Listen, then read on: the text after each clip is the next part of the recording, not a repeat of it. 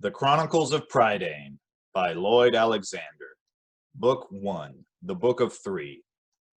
Chapter 4, The Gwythaints. Mullingar bore them swiftly through the fringe of trees lining Great Avern's sloping banks. They dismounted and hurried on foot in the direction Gurgi had indicated. Near a jagged rock, Gwydion halted and gave a cry of triumph. In a patch of clay, Hen Wen's tracks showed as plainly as if they had been carved. "Good for Gurgi!" exclaimed Gwydion. "I hope he enjoys his crunchings and munchings. Had I known he would guide us so well, I would have given him an extra share. Yes, she crossed here," he went on, "and we shall do the same." Gwydion led Mullingar forward. The air had suddenly grown cold and heavy. The restless Avern ran gray, slashed with white streaks. Clutching Mullingar's saddle horn, Taran stepped gingerly from the bank. Gwydion strode directly into the water. Taran, thinking it easier to get wet a little at a time, hung back as much as he could, until Mullingar lunged ahead, carrying him with her. His feet sought the river bottom. He stumbled and splashed, while icy waves swirled up to his neck. The current grew stronger, coiling like a gray serpent about Taran's legs. The bottom dropped away sharply. Taran lost his footing and found himself wildly dancing over nothing as the river seized him greedily. Mullingar began to swim, her strong legs keeping her afloat and in motion, but the current swung her around. She collided with Taran and forced him under the water. "Let go the saddle!" Gwydion shouted above the torrent. "Swim clear of her!" Water flooded Taran's ears and nostrils. With every gasp, the river poured into his lungs. Gwydion struck out after him, soon overtook him, seized him by the hair, and drew him toward the shallows. He heaved the dripping, coughing Taran onto the bank. Mullingar, reaching shore a little farther upstream, trotted down to join them. Gwydion looked sharply at Taran. "I told you to swim clear. Are all assistant pig keepers deaf as well as stubborn?" "I don't know how to swim," Taran cried, his teeth chattering violently. "Then why did you not say so before we started across?" Gwydion asked angrily. "I was sure I could learn," Taran protested, "as soon as I came to do it, if Mullingar hadn't sat on me." "You must learn to answer for your own folly," said Gwydion. "As for Mullingar, she is wiser now than you can ever hope to become, even should you live to be a man, which seems more and more unlikely." Gwydion swung into the saddle and pulled up the soaked, bedraggled Taran. Mullingar's hooves clicked over the stones. Taran, snuffling and shivering, looked toward the waiting hills. High against the blue, three-winged shapes wheeled and glided. Gwydion, whose eyes were everywhere at once, caught sight of them instantly. "Gwythaints!" he cried, and turned Mullingar sharply to the right. The abrupt change of directions and Mullingar's heaving burst of speed threw Taran off balance. His legs flew up and he landed flat on the pebble-strewn bank. Gwydion reined in Mullingar immediately. While Taran struggled to his feet, Gwydion seized him like a sack of meal and hauled him to Mullingar's back. The Gwythaints, which at a distance had seemed no more than dry leaves in the wind, grew larger and larger as they plunged toward horse and riders. Downward they swooped, their great black wings driving them ever faster. Mullingar clattered up the river bank. The Gwythaints screamed above. At the line of trees, Gwydion thrust Taran from the saddle and leaped down. Dragging him along, Gwydion dropped to the earth under an oak tree's spreading branches. The glittering wings beat against the foliage. Taran glimpsed curved beaks and talons merciless as daggers. He cried out in terror and hid his face as the Gwythaints veered off and swooped away. The leaves rattled in their wake. The creatures swung upward, hung poised against the sky for an instant, then climbed swiftly and sped westward. White-faced and trembling, Taran ventured to raise his head. Gwydion strode to the riverbank and stood watching the Gwythaints' flight. Taran made his way to his companion's side. "I had hoped this would not happen," Gwydion said. His face was dark and grave. "Thus far, I've been able to avoid them." Taran said nothing. He had clumsily fallen off Mullingar at the moment when speed counted most. At the oak, he had behaved like a child. He waited for Gwydion's reprimand, but the warrior's green eyes followed the dark specks. "Sooner or later they would have found us," Gwydion said. "They are Arin's spies and messengers. The eyes of a Nuven, they are called. No one stays long hidden from them. We are lucky they were only scouting and not on a blood hunt." He turned away as the Gwythaints at last disappeared. "Now they fly to their iron cages in a Nuven," he said. Arin himself will have news of us before the day ends. He will not be idle. If only they hadn't seen us, Taran moaned. There is no use regretting what has happened, said Gwydion as they set out again. One way or another, Arin would have learned of us. I have no doubt he knew the moment I rode from Caerdathiel. The Gwythaints are not his only servants. I think they must be the worst, said Taran, quickening his pace to keep up with Gwydion. Far from it, Gwydion said.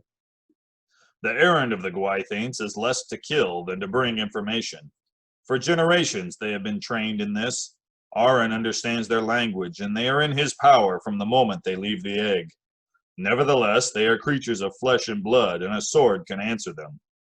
There are others to whom a sword means nothing, Gwydion said. Among them the Cauldron-Born, who serve Arin as warriors.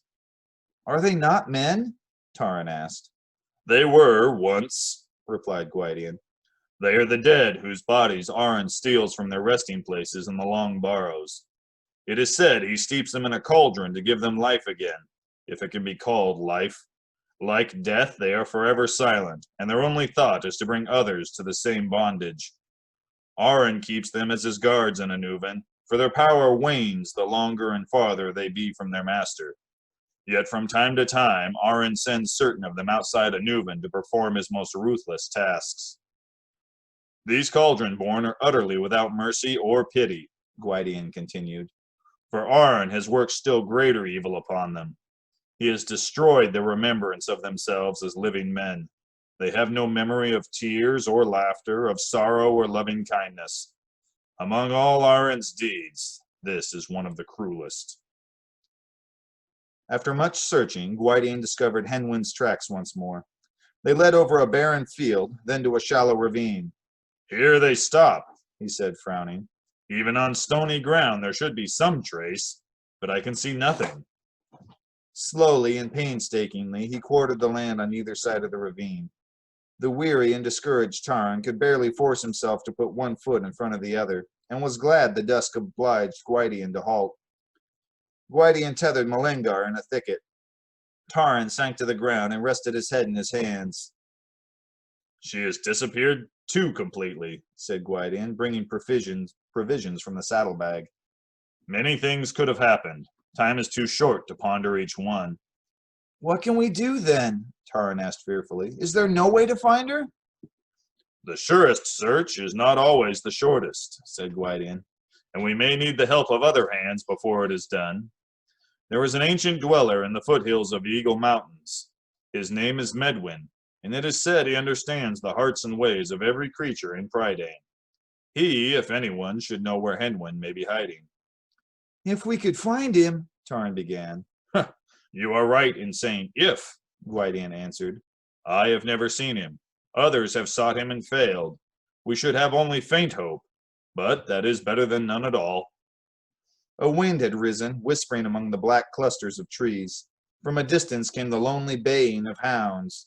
Gwydion sat upright, tense as a bowstring.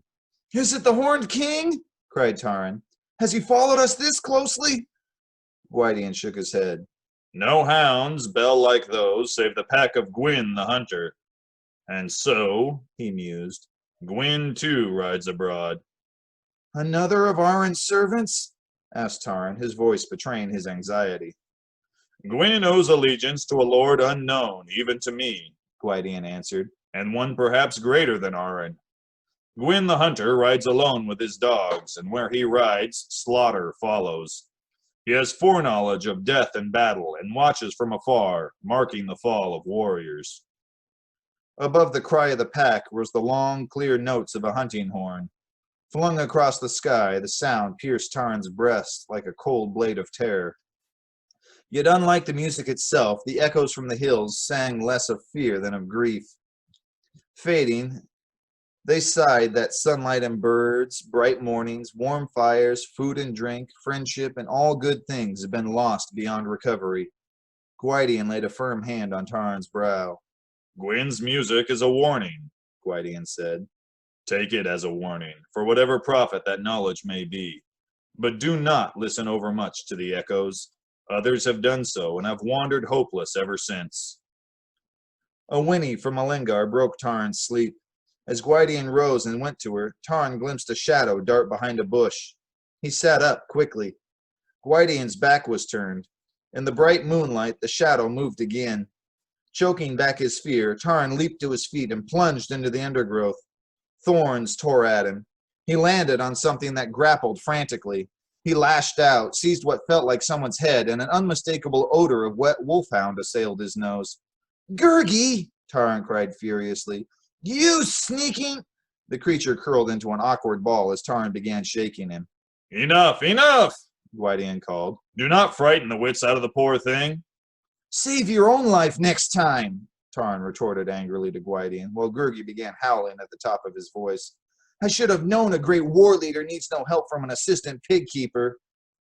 Unlike assistant pig keepers, Gwydion said gently, I scorn the help of no man.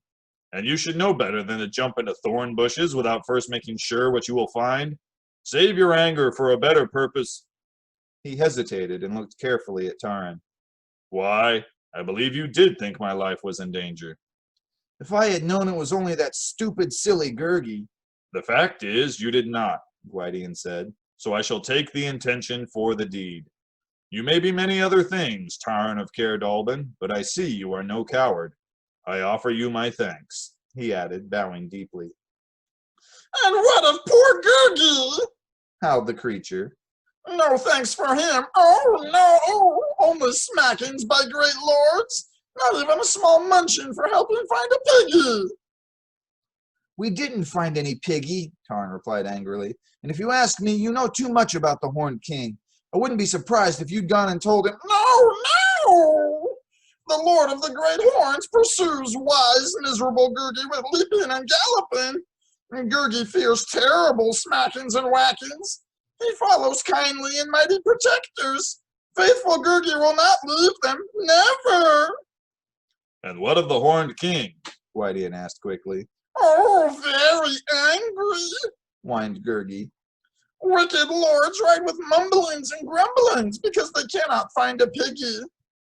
Where are they now? asked Gwydion. "Not far. They cross water, but only clever, unthanked Gurgi knows where, and they light fires with fearsome blazings." Can you lead us to them? Gwydion asked. I would learn their plans. Gurgi whimpered questioningly. "Crunchings and munchings?" "I knew we would get around to that," said Tarn. Gwydion saddled Malingar, and, clinging to the shadows, they set out across the moonlit hills. Gurgi led the way, loping ahead, bent forward, his long arms dangling. They crossed one deep valley, then another, before Gurgi halted on a ridge. Below, the wide plain blazed with torches, and Tarn saw a great ring of flames. "Crunchings and munchings now?" Gurgi suggested. Disregarding him, Gwydion motioned for them all to descend the slope. There was little need for silence. A deep, hollow drumming throbbed over the crowded plain. Horses whickered. There came the shouts of men and the clank of weapons. Gwydion crouched in the bracken, watching intently. Around the fiery circle, warriors on high stilts beat upraised swords against their shields. "What are those men?" Tarn whispered. "And the wicker baskets hanging from the posts?" They are the Proud Walkers, Gwydion answered, in a dance of battle, an ancient rite of war from the days when men were no more than savages. The baskets, another ancient custom best forgotten. But look there, Gwydion cried suddenly. The Horned King, and there, he exclaimed, pointing to the columns of horsemen. I see the banners of Cantrev Reged, the banners of Dow Glendon and of Maur, all the Cantrevs of the south. Yes, now I understand. Before Gwydion could speak again, the Horned King, bearing a torch, rode to the wicker baskets and thrust the fire into them. Flames seized the osier cages. Billows of foul smoke rose skyward. The warriors clashed their shields and shouted together with one voice. From the baskets rose the agonized screams of men. Tarn gasped and turned away. We have seen enough, Gwydion ordered. Hurry, let us be gone from here. Dawn had broken when Gwydion halted at the edge of a barren field. Until now he had not spoken. Even Gurgi had been silent, his eyes round with terror. This is a part of what I have journeyed so far to learn, Gwydion said. His face was grim and pale. Arin now dares try force of arms, with the Horned King as his war leader. The Horned King has raised a mighty host, and they will march against us. The Sons of Dawn are ill-prepared for so powerful an enemy. They must be warned. I must return to Kirdathiel immediately. From a corner of woodland, 5 mounted warriors cantered into the field. Taran sprang up. The first horseman spurred his mount to a gallop. Malingar whinnied shrilly. The warriors drew their swords.